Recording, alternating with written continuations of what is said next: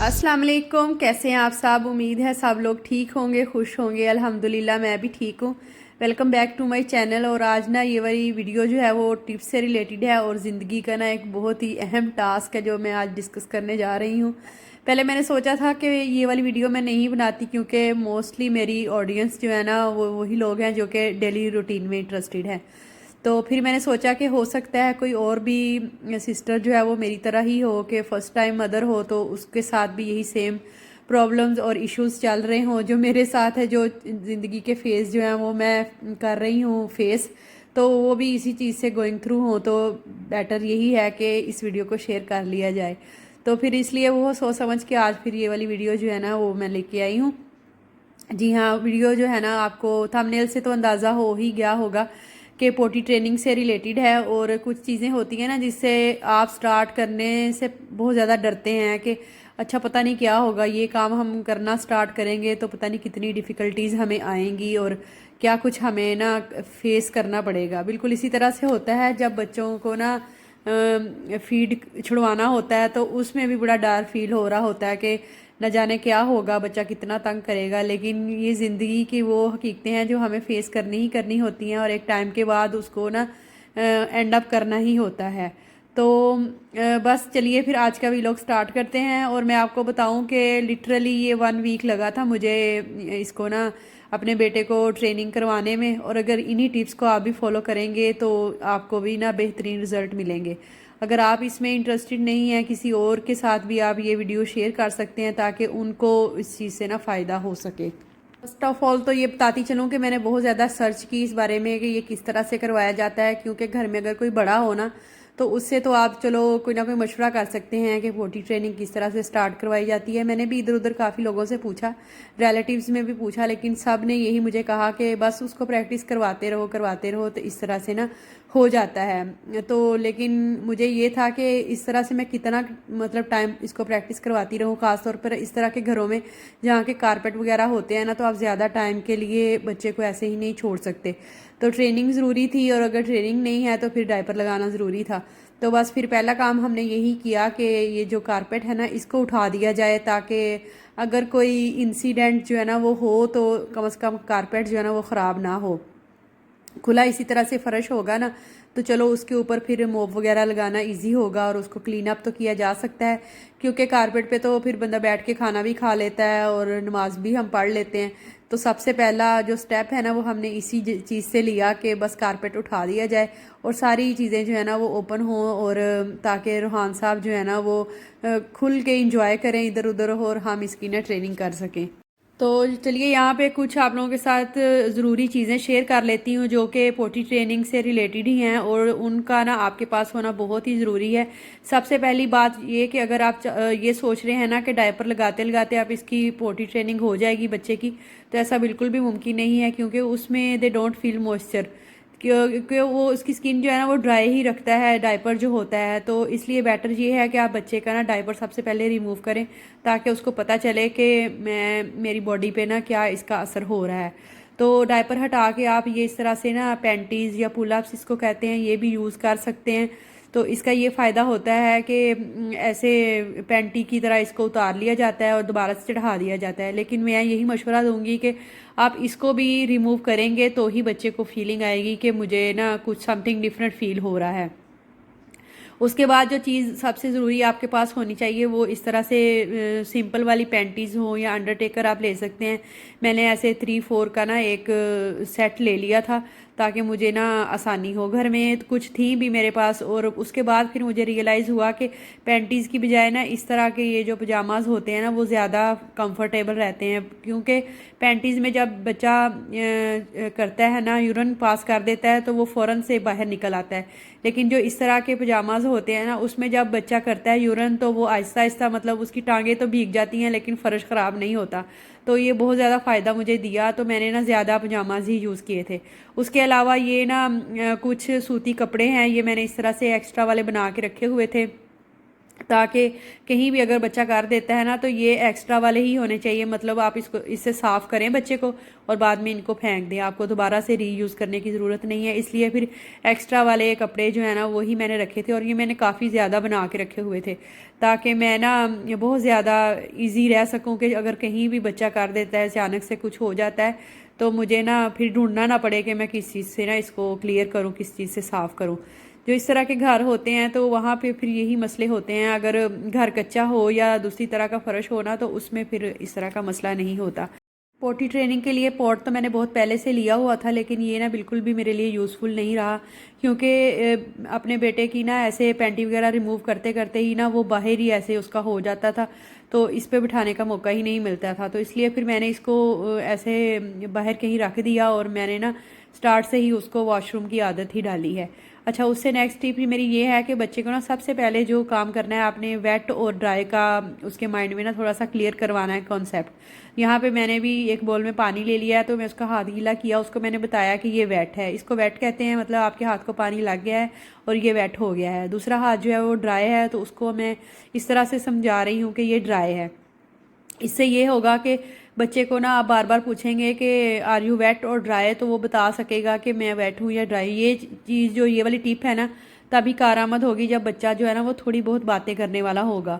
तो ये वीडियो मैं वैसे लेट बना रही हूँ, लेकिन मेरा बेटा 2.5 ईयर का था जब मैंने ना पोटी ट्रेनिंग की थी, तो तब ना बच्चे को आप इस तरह का कॉन्सेप्ट जो है ना वो क्लियर करवा सकते हैं। अगर बच्चा बहुत ज़्यादा छोटा है तो फिर तो वो बोल भी नहीं सकता, तो इस तरह का कॉन्सेप्ट क्लियर करवाने की ज़रूरत फील नहीं होगी। फिर भी छोटे बच्चे को आप बता कर तो नहीं, लेकिन बाद में उसको फील तो होगा ही, जब पैंटी वगैरह में उसको यूरिन पास करेगा तो उसको फील होगा कि मैं वेट हूँ या ड्राई हूँ। बच्चे उस चीज़ से बड़े कंफर्टेबल फील करते हैं। जब हम उनका डायपर रिमूव कर देते हैं ना तो वो बहुत खुश होते हैं, इधर उधर भागते हैं, और आप कभी अंदाज़ा कीजिएगा कि वो बहुत खुश होकर इधर उधर खेलते हैं।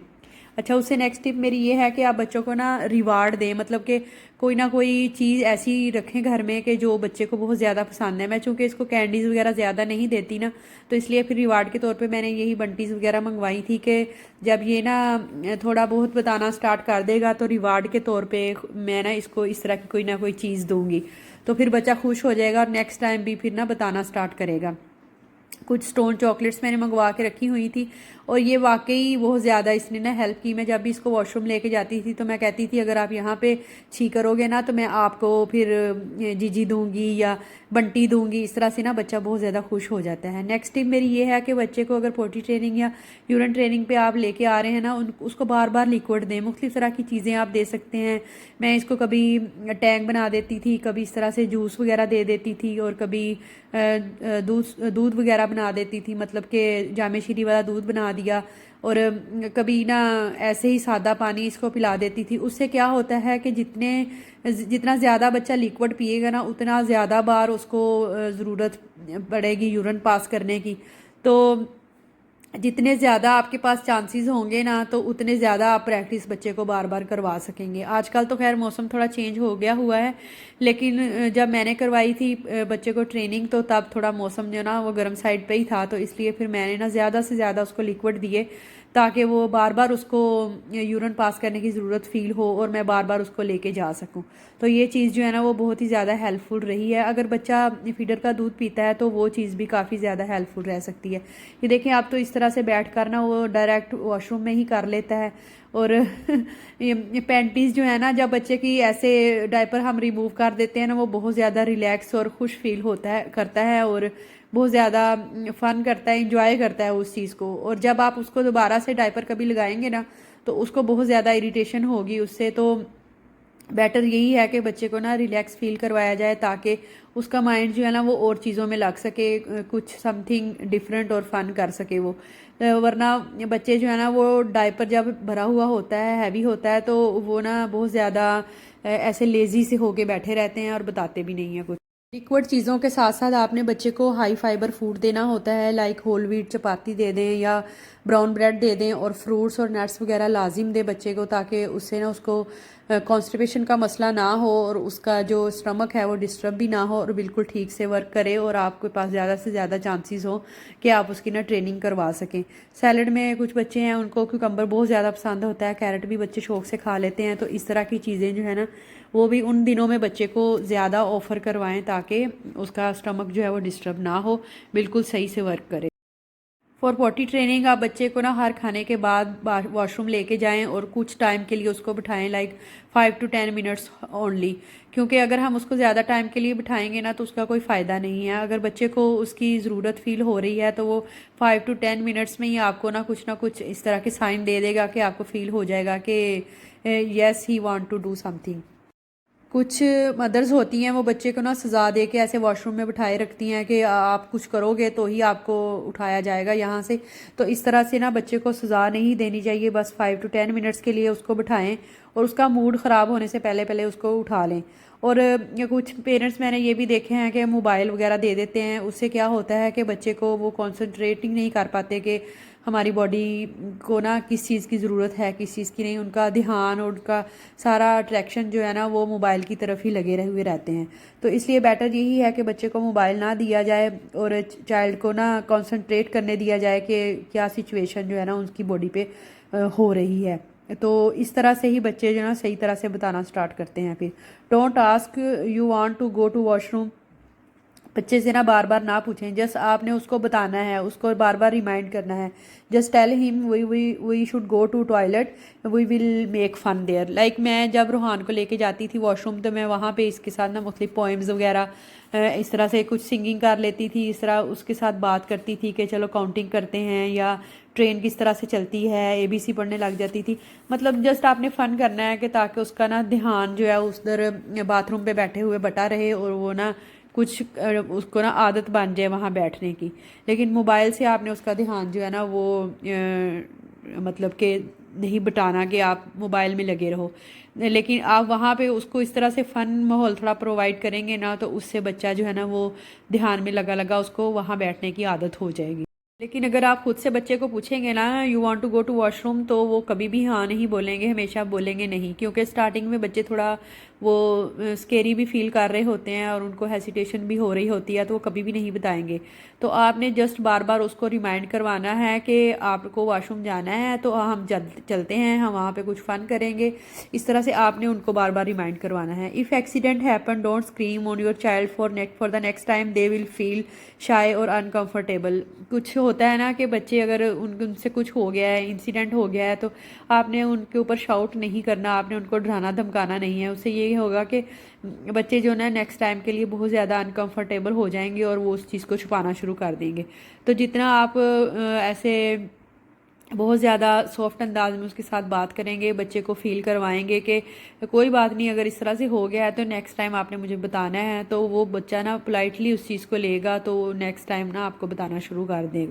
क्योंकि स्टार्टिंग में बच्चे को भी ऐसे पी एंड पोटी को होल्ड करना नहीं आ रहा होता, तो इसलिए वो खुद भी कंफ्यूज हो रहे होते हैं, तो उनको भी आपकी अटेंशन जो है वो चाहिए होती है। आप खुद एक न्यू सिचुएशन से गुजर रहे होते हैं, तो लिहाजा आपको ज़्यादा कीप काम रहने की ज़रूरत है और अपने बच्चे की तरफ आपको अटेंशन करनी चाहिए।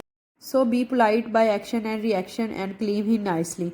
And say again and again, tell me when you want to go to washroom or if you want to go to potty, we will make fun there. आपने बार बार ये चीज़ बच्चे को रिमाइंड करवानी है। In toilet don't tell him if you poo then only you can go out. Like बच्चों को सज़ा नहीं देनी आपने कि अगर आप कुछ करोगे, पोटी करोगे ही तो ही आपको जाने दिया जाएगा, अदरवाइज़ नहीं।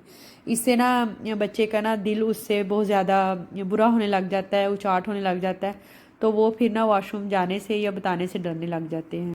इस तरह की स्केरी सिचुएशन में क्या होता है कि बच्चे ना फिर डर की वजह से ना उस चीज़ को रोकना स्टार्ट कर जाते हैं। तो मतलब अगर उनको वॉशरूम जाने की ज़रूरत है लेकिन वो बता भी नहीं रहे कि आप वहाँ उनको सज़ा मिलेगी, आपको बच्चे को उठने नहीं दिया जाएगा, तो इस वजह से ना वो उस चीज़ को कंट्रोल करके ऐसे दबा के फिर बैठे रहते हैं, तो बच्चे का ना पेट ख़राब हो सकता है उससे और उसका कॉन्स्टिपेशन का प्रॉब्लम हो सकता है। तो इसलिए बच्चे को जितना आप रिलैक्स माहौल देंगे ना उतना ही उसके लिए भी बहुत ईजी होगा उस चीज़ को, उस सिचुएशन को समझना। First of all make your mind and be relax and try to have fun with him. आपके पास बहुत ज़्यादा टाइम है अपने बच्चे के साथ फ़न करने के लिए, टाइम गुजारने के लिए, और उसके लिए आपने क्या करना है कि अपना फूड प्रेप अगर कर सकते हैं 1-2 दिन के लिए तो वो करके रख लें, ताकि आप बच्चे को ना अकेला ना छोड़ सकें, और लॉन्ड्री वगैरह भी कंप्लीट कर लें। मैं क्या करती थी 2-3 दिन के लिए तो मैंने ऐसे ना फूड प्रेप करके रख लिया था। तो लेकिन फिर इतने 3 दिन में भी नहीं हुआ उसका, तो फिर मैंने ना नेक्स्ट टाइम मैंने क्या किया कि जब दोपहर के टाइम वो नैप ले रहा होता था तो उस टाइम पे मैं ना फिर खाना वगैरह बना के फ़ारिग हो जाती थी। आपने बस बच्चे को ज़्यादा से ज़्यादा टाइम देना है, और आपने इस चीज़ को नोट करना है कि जब उसको यूरिन पास करने की ज़रूरत फ़ील होती है या पोटी के लिए उसने जाना होता है तो वो किस तरह का ना एक्शन देता है, कोई रिएक्शन जो है ना वो बच्चे देते हैं। तो जस्ट आपने वही फ़ील करना है, उस चीज़ को नोट करना है, तो आपने उसको बार बार लेके जाना है।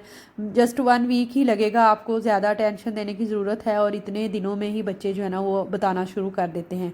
मेरे बेबी को तो 1 वीक भी नहीं लगा था, उससे कम टाइम में भी उसने ना बताना स्टार्ट कर दिया था। बाद में भी फिर इंसिडेंट तो हो जाते हैं, कभी कभी हो जाते थे, तो लेकिन ये है कि वो अपनी तरफ से बताता था, और कभी कभी मैं उसको जब वो बताता था मैं लेके उसको भागती थी वॉशरूम की तरफ, तो उधर रास्ते में ही उसका ना निकल जाता था, थोड़ा बहुत निकल जाता था।